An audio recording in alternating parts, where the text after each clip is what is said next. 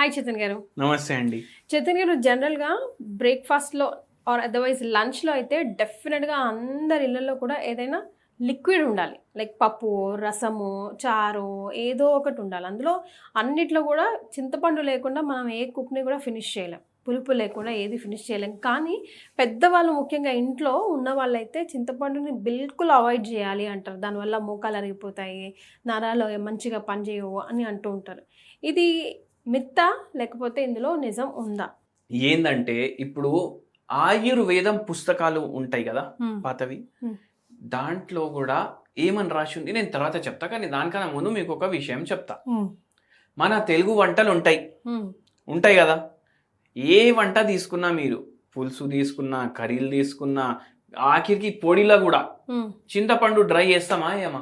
ఏస్తాము. అది ఏసి పిసాయిస్తాం గదా! పొడి హ్మ్. గూడా. హ్మ్. అవునా కాదా? హ్మ్. అయితే ఏంది అంటే మనం చూసుకుంటే మన ఏ ఫుడ్ తీసుకున్నా హ్మ్. చింతపండు ఉంది దాంట్లో. ఎగ్జాక్ట్‌లీ.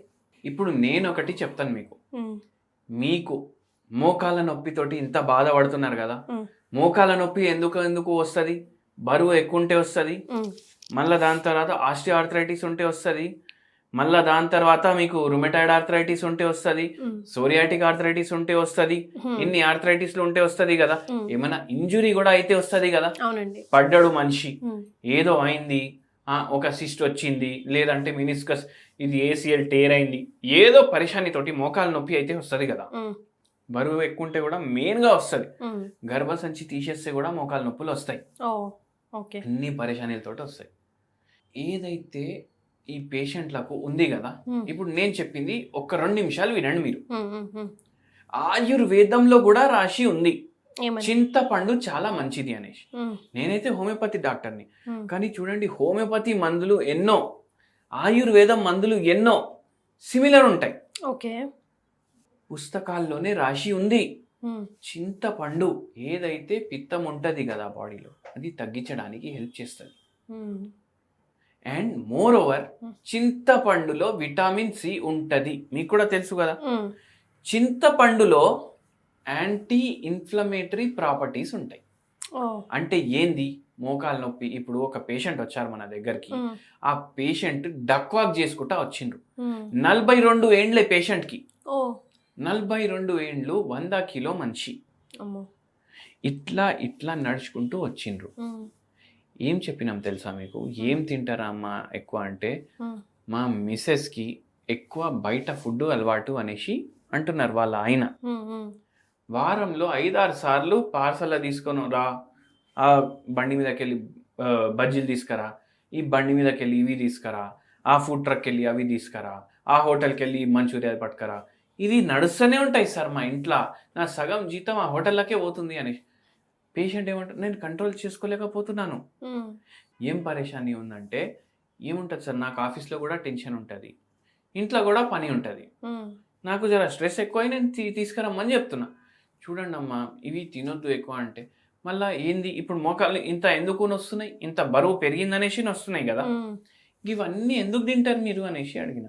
సార్ నేనైతే ఒకటే చెప్తా సార్. తింటే 60 ఏండ్లు ఉంటాం. తినకపోతే 61 ఏండ్లు ఉంటాం. హ్మ్.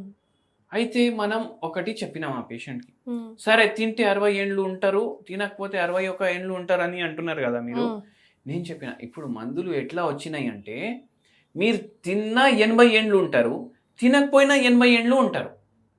కానీ మీరు తినకపోతే ఫిజికల్ యాక్టివిటీ చేస్తే, టైమ్ టు టైమ్ ఎక్సర్సైజ్ చేసుకుంటే, టైమ్ టు టైమ్ పడుకుంటే ఏంది అంటే, మీరు ఏ రోజు వరకు అయితే ఉంటారు గదా!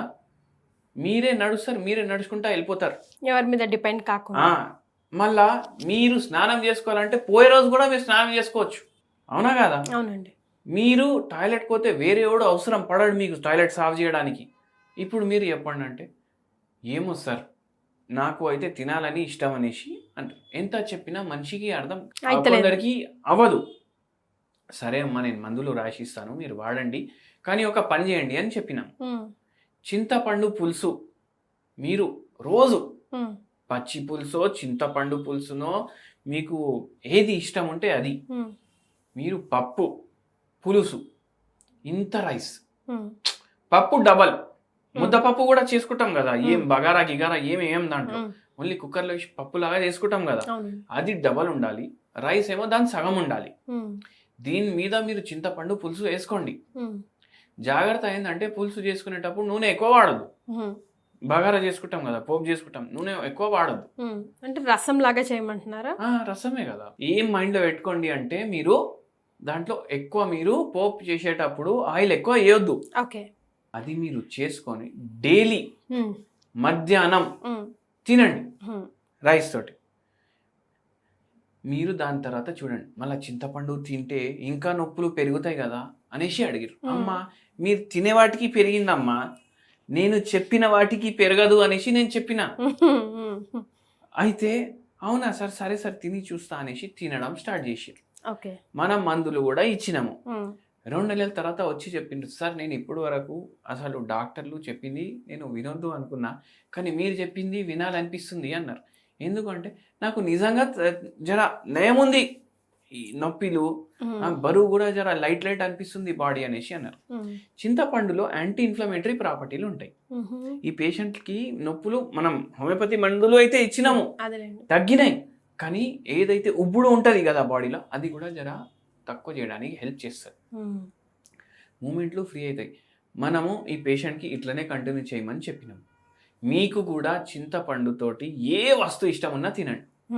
ఒక్కటి గుర్తుపెట్టుకోండి, ఫ్రైడ్ వాటిల్లో ఎక్కువ వాడద్దు. ఇప్పుడు బిర్యానీ రైస్ చేసుకుంటాం, దాంతో సాలం తింటాం, దాంట్లో కూడా చింతపండు వేస్తాం, కానీ అది గ్రేవీ, అది ఫుల్ అంటే ఆయిల్ నింపేసి దాన్ని హాఫ్ ఫ్రై చేసినట్టు చేస్తాం మనం. అటువంటివి తినకండి, రసం తినండి, పచ్చి పులుసు తినండి. ఇవి తింటే ఏంటంటే మనకు నిజంగా చింతపండులో ఉన్న మెడిసినల్ ప్రాపర్టీ మన బాడీలో పోతుంది. ఏమవుతుందంటే ఒక్క జనరేషన్ నుంచి ఇంకో జనరేషన్కి పాస్ అయ్యేటట్టు ఒక్కొక్కసారి మాటలు చేంజ్ అయిపోతాయి. చింతపండు చింతపండు తినకు అట్లా అయిపోతుంది. అవునా కాదా? అయితే అట్లా అయ్యి ఉండొచ్చు, మనకేం తెలుసు. ఎందుకంటే గ్రంథాల్లో అయితే రాసి ఉంది కదా. అదే అతి ఏదైనా మంచిది కాదు, మితంగా తింటే ఏదైనా మంచిది కదా. అవును. అయితే తినొచ్చు చింతపండు పులుసు. అండ్ స్పెషల్లీ మన మోకాలు నొప్పి పేషెంట్లకు నేను చెప్తాను, పచ్చి పులుసు తినండి బై. మీకు మోకాలు నొప్పిలో జర ఆరాం ఇవ్వడానికి జర హెల్ప్ అవుతుంది. వాకింగ్ చేయండి. ఈ పేషెంట్కి కింద సకలం బుక్లం వేసుకొని కూర్చోడానికి రాకపోతుండే, మన మందులు వాడినాక మొత్తం నయం అయిపోయింది ఆ పేషెంట్కి. రైట్. సో చింతపండు తినడం వల్ల ఎటువంటి నష్టం లేదు, పోగా చక్కగా మీకు హెల్ప్ఫుల్ అవుతుంది అంటున్నారు doctor Chetan Raj. Thank you అండి.